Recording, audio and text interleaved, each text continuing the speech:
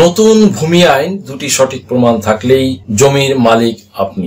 নতুন ভূমি আইন 2023 বা ভূমি অপরাধ প্রতিরোধ ও প্রতিকার আইন 2023। সুপ্রিয় দর্শক মণ্ডলী, স্বাধীন হওয়ার পরপরই অনেক তীব্র সমস্যার মুখোমুখি হয়েছিল বাংলাদেশ যাত্রা শুরু করেছিল শূন্য থেকে। সে সময় যৎকিঞ্চিৎ সাহায্য দিয়েছিল বহু দেশ, কিন্তু তার অর্থনৈতিক অবস্থা দেখে মার্কিন যুক্তরাষ্ট্রের পররাষ্ট্রমন্ত্রী বাংলাদেশের নাম দিয়েছিলেন তলাবিহীন ঝুড়ি। তার ধারণা ছিল যে যতই সাহায্য করা হোক না কেন বাংলাদেশ কখনো নিজের পায়ে দাঁড়াতে পারবে না। কিন্তু আজ স্বাধীনতার এত বছরে এসে বাংলাদেশকে দেখে সমগ্র বিশ্ব বিস্মিত হচ্ছে। উন্নয়নের এক অনুকরণীয় দৃষ্টান্ত স্থাপন করেছে বাংলাদেশ।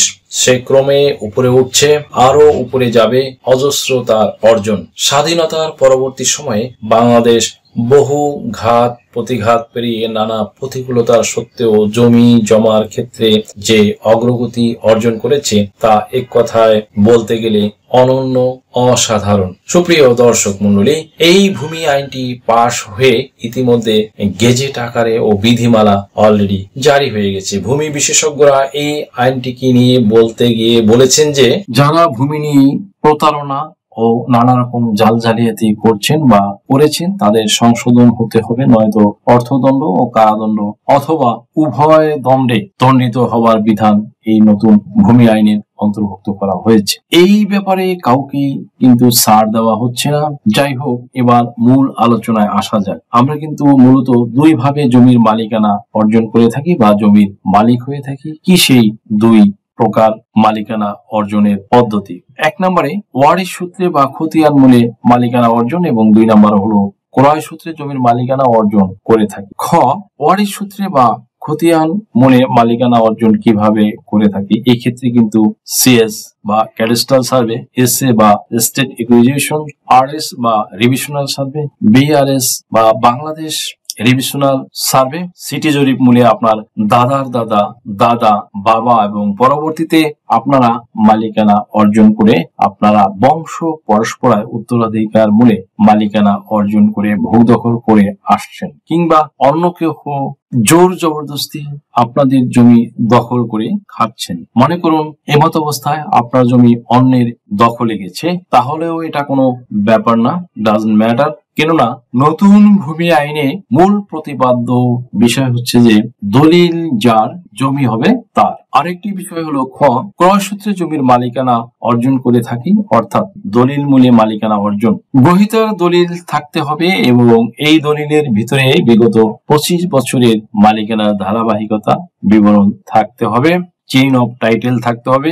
দেখতে হবে যার কাছ থেকে জমি কিনেছেন সেখানে CS, SA, RS, BRS, city জরিপ পর্যন্ত ধারাবাহিক মালিকানার বিবরণ, that means chain of title যেটা আমি বললাম, এবং যার কাছ থেকে জমি কিনেছেন তার কাছে সকল রেকর্ড বিদ্যমান আছে কিনা। মনে রাখবেন, দলিল হচ্ছে মালিকানা প্রমাণের প্রথম এবং সর্বশ্রেষ্ঠ রেকর্ড এবং ডকুমেন্টস বা প্রামাণিক দলিল, যার উপরে আর কোনো ডকুমেন্টস নাই। কারণ এটা কিন্তু আইন মন্ত্রণালয়ের অধীনে সাব রেজিস্ট্রার অফিসে কর্তব্যরত সাব রেজিস্ট্রার মহোদয় কর্তৃক সম্পাদিত ও নিবন্ধিত হয়ে থাকে, যার সত্যতা অনেক ব্যাপক এবং বিস্তৃত। সুপ্রিয় দর্শক মন্ডলী, অ্যানাদার থিং, ওয়ারিশ সম্পত্তির ক্ষেত্রে যে খতিয়ান সমূহ অর্থাৎ CS, SA, RS, BRS, city জরিপ পর্যন্ত এগুলো কিন্তু বাংলাদেশ সরকার কর্তৃক সার্ভে করে এসি ল্যান্ড অফিস কর্তৃক সৃজিত হয়ে থাকে। অতঃপর আপনাকে মালিকানা দিয়েছে। 1940 সালে যখন সিএস খতিয়ান সৃজিত হয় তখন কিন্তু ব্রিটিশ সরকার জমির সম্পূর্ণ মালিকানা আপনাদের দেননি। তখন দখল সত্ত্বে মালিকানা ছিল। পরবর্তীতে পাকিস্তান সরকার এসে সম্পূর্ণ মালিকানা অর্পণ করেছেন। এরপর যে খতিয়ান এসেছে সেই খতিয়ান মূলে ভূমি মন্ত্রণালয় কর্তৃক যে ভূমির মালিক সেটা স্পষ্ট ছিল। সুপ্রিয় দর্শক মণ্ডলী, এজন্য ভূমি মন্ত্রণালয় সূত্রে বলা হয়েছে যে বিডিএস জরিপ, that means Bangladesh digital survey যেটা এখন চলমান, সেই বিডিএস সার্ভে হয়ে গেলে অনেক খতিয়ান সংশোধন হয়ে যাবে। এজন্যই এই দুটি প্রমাণপত্র ঠিক রাখতে হবে, নয়তো জমি নিয়ে মামলা মোকদ্দমা যেতে হবে। আদালতের মাধ্যমে জাজমেন্ট এন্ড বিক্রি নিয়ে জমির কাছে যেতে পারবেন, নয়তো দলিল ধুয়ে কিন্তু পানি খেতে হবে। দলিল কোনো কাজে আসবে না। আদালত পাড়ায় ঘুরতেই থাকবেন, ঘুরতে ঘুরতে জুতোর তলি ক্ষয় হয়ে যাবে, তবুও জমির ধারে কাছেও যেতে পারবেন না। সুপ্রিয় দর্শক মন্ডলী, 1 নম্বরে যেমন সেভ ফর লাইফ, যাদের এই ডকুমেন্টস দুটির মধ্যে কোনো করণিক ভুল থাকে বা অন্য কোনো বড় ধরনের ভুল থাকে, তবে এখনই এগুলো আপনারা ঠিক করে নিন। প্রয়োজনে দাতাকে নিয়ে গিয়ে সাব রেজিস্ট্রি অফিসে গিয়ে সংশোধন করে নিন, কিংবা মোকদ্দমা প্রয়োজন হলে করে ঠিক করে নিন। এটা হলো সতর্কতা। 2 নম্বরে, যদি রেকর্ড খতিয়ানের মধ্যে কোনো ভুল হয়ে থাকে, আপনার রেকর্ড অন্যের নামে হয়ে গেলে সেটা মিসকেস দিয়ে এখনই ঠিক করে নেবেন। এখন যদিও প্রিন্ট পর্চা হয়ে গিয়ে থাকলে তখন কি করবেন? এক্ষেত্রে হতাশ বা ফ্রাস্ট্রেশনের কিছু নেই বন্ধুগণ। এখন ল্যান্ড সার্ভে ট্রাইব্যুনালের সময় নেই বলে ভয়ের কিছু নেই। আপনি একজন সিভিল লয়ারের মাধ্যমে ঠিক করে নিন। অনেকে হয়তো মনে মনে দোয়া করছেন এই আইন পাশ হয়েছে কিন্তু ইমপ্লিমেন্ট হবে না কোনোদিনই, তাদের এরকম ধারণা। বুঝতেই পারছেন কারা এরকম ধারণা পোষণ করছেন। আইনের যখন খসড়া প্রস্তুত হয়েছিল তখনও এরা বলেছিলেন যে এই আইন পাশ হবে না, এবং অতঃপর এটা কিন্তু পাশ হয়েছে, গেজেট প্রকাশিত হয়েছে এবং বিধিমালা অলরেডি জারি হয়ে গিয়েছে, মানুষের সুফল ভোগ করছে। এই আইনে কিভাবে জবর দখলকারী বা ভোগ দখলকারীর দখল বাতিল হবে তা আসুন জেনে নিন। 4 নম্বরে, ভূমি প্রতারণা সংক্রান্ত অপরাধ ও দণ্ড।